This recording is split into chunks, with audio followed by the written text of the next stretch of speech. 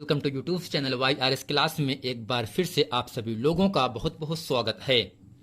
आइए दोस्तों, आज की इस वीडियो में हम पढ़ेंगे क्लास 10 विषय विज्ञान। विज्ञान को दोस्तों 3 भागों में बांटा गया है, रसायन विज्ञान, भौतिक विज्ञान और दोस्तों तीसरा आपका है जीव विज्ञान।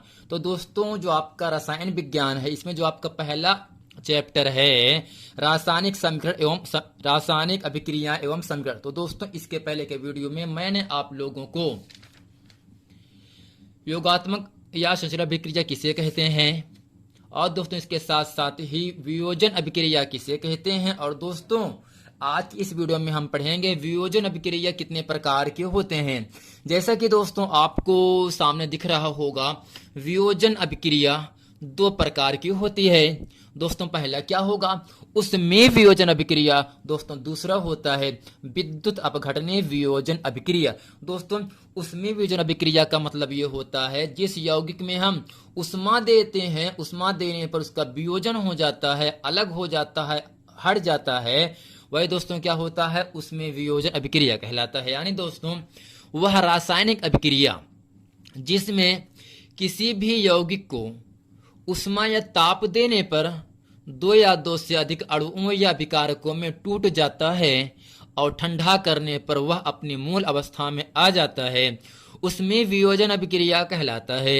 यह एक उत्क्रमणीय अभिक्रिया होती है। यानी दोस्तों कहने का मतलब इतना है, ऐसी रासायनिक अभिक्रिया जिसमें किसी यौगिक को उष्मा या ताप देने पर वह 2 या 2 से अधिक अणुओं या अभिकारकों में विभक्त हो जाता है, टूट जाता है, अपघटित हो जाता है और दोस्तों इसे ठंडा करने पर अपनी मूल अवस्था में आ जाता है, अर्थात जिस अवस्था में पहले था उस अवस्था में आ जाता है। तो दोस्तों ऐसी क्रियाओं को हम क्या कहते हैं, उसमें वियोजन अभिक्रिया कहलाती हैं। जैसे दोस्तों क्या यहाँ से है, NH4Cl है ना। अब दोस्तों NH4Cl को हम क्या कहते हैं, अमोनियम क्लोराइड कहते हैं। इसका दोस्तों रासायनिक नाम क्या होता है, नवसादर। यानी दोस्तों अमोनियम क्लोराइड को हम क्या कहते हैं, नवसादर कहते हैं।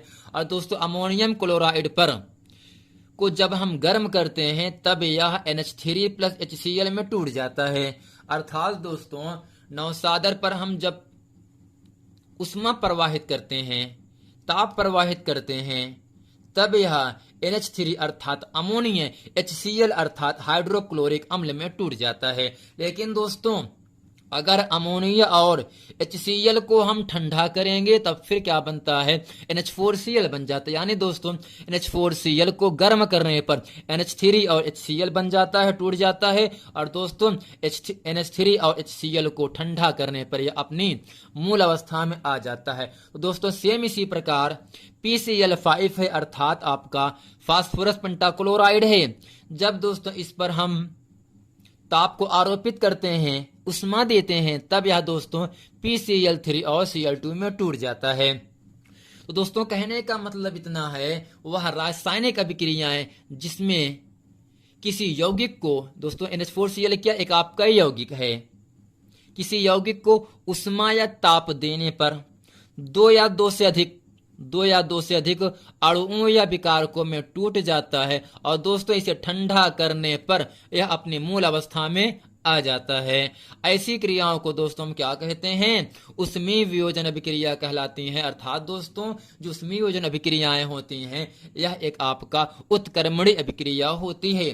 तो फ्रेंड उम्मीद करते हैं उसमें वियोजन अभिक्रिया किसे कहते हैं, इसका उदाहरण इसे अच्छे तरीके से आप लोग समझ गए होंगे। अब दोस्तों यहां से इसका दूसरा प्रकार आपके सामने क्या है, विद्युत अपघटनीय वियोजन अभिक्रिया। दोस्तों क्या है दूसरा, विद्युत अपघटनीय वियोजन अभिक्रिया। दोस्तों इसमें लिखेंगे वह रासायनिक अभिक्रिया जिसमें वैद्युत धारा प्रवाहित कराने पर वह अपने धनावेश और ऋणावेश में अपघटित हो जाता है और विद्युत धारा बंद करने पर यह अपनी मूल अवस्था में आ जाती है, विद्युत अपघटनीय वियोजन अभिक्रिया कहलाती। यानी दोस्तों कहने का मतलब इतना है, ऐसी रासायनिक अभिक्रिया जिसमें विद्युत धारा अर्थात करंट को प्रवाहित करने से वह अपने धनावेश और ऋणावेश में अपघटित हो जाता है, टूट जाता है, अर्थात अलग हो जाता है और दोस्तों जब विद्युत धारा बंद कर देते हैं तब यह अपने मूल अवस्था में आ जाता है। तो दोस्तों ऐसी क्रियाओं को हम क्या कहते हैं? विद्युत अपघटनीय वियोजन अभिक्रिया कहलाते हैं।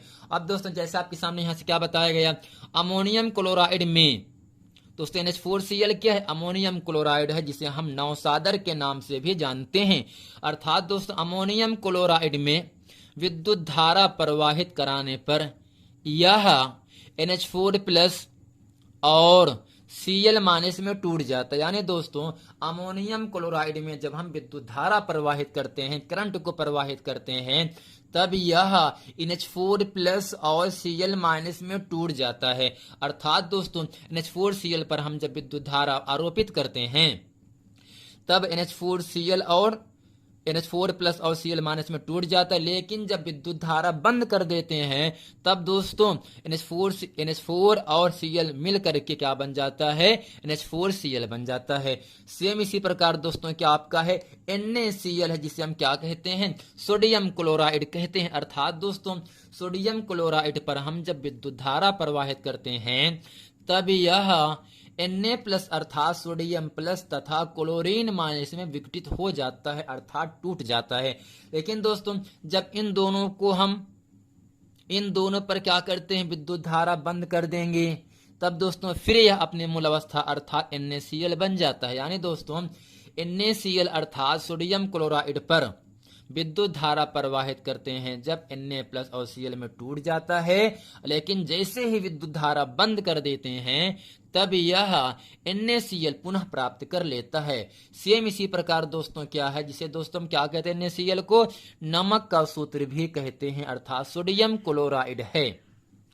अब दोस्तों अगला आपके सामने यहाँ से है कॉपर सल्फेट अर्थात CuSO4 पर दोस्तों जब हम विद्युत धारा आरोपित करते हैं तब दोस्तों यह Cu+2 plus SO4 minus minus में क्या होता है?